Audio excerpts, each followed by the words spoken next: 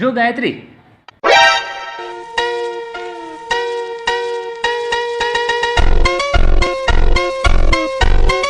હે switch board ની અંદર લોકર હોય? હમણાં આવું હો.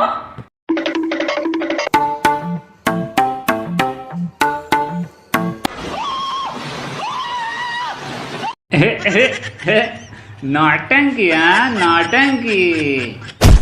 એ પડી.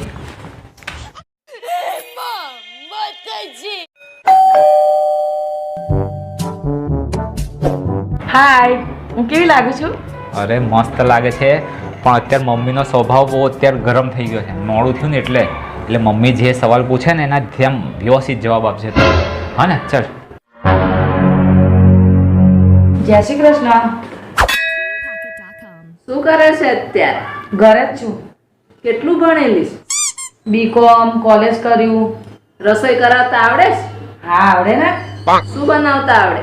મંચુરિયન, ઢોસા, ઇડલી સંભાર, ભેલ બધું આવડે. તો જા રસોઈ બનાય. હા રસોઈ બનાય ને ઊભી રે. આ લેતી જા, ચાલુ એનથી કરીશ.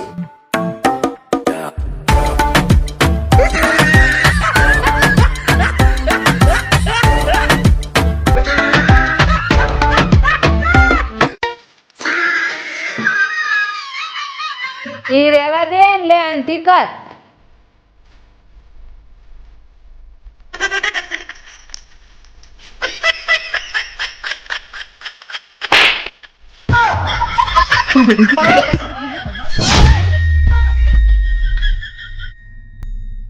कैसे कैसे लोग रहते हैं यार यहाँ पर। साला तुमको पागल कुत्ते का गाड़ी उठा के ले जाएगा बता रहे हैं हम। મમ્મી મારે હવે અહીંયા રહેવું જ નથી. કેમ, શું થયું? કઈ નહીં. પણ શું થયું એમ તો કે. મારી બેનપણીઓ બધી કિટ્ટી પાર્ટીમાં જાય છે તો એ લોકો જીન્સનો પેન્ટ પહેરીને આવે છે અને મારી પાસે તો જીન્સનો પેન્ટ જ નથી. એક કામ કર, આ રવિવાર આવે ને ત્યારે તું 2-3 જીન્સની પેન્ટ ને ટી-શર્ટ લઈ આવજે. તોય મારે નથી રહેવું. હવે શું થયું? બધી મારી બેનપણીઓ કિટ્ટી પાર્ટીમાં છૂટા વાળ લઈને આવે છે અને હું આવો ચોટલો લઈને જઉં તો કેવી લાગુ? તું એ વાળ છૂટા રાખજે. Thank you mummy.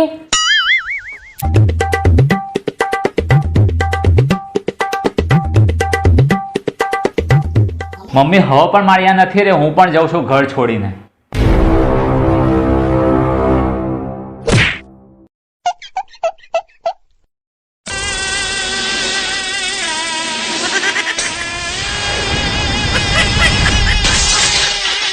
वाह क्या एक्टिंग कर रहा है, वाह क्या एक्टिंग।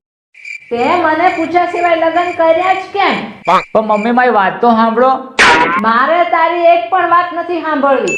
પણ મમ્મી આ મને ગમે છે છોકરી. તને ભલે ગમતી હોય, મને ગમતી જ નથી. પણ તમે મારી વાત માનતા કેમ નથી? તું ગમે તે જ કર, હું નહીં જ માનું.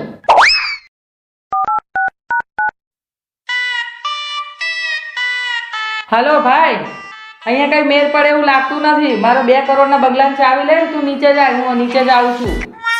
એ હા.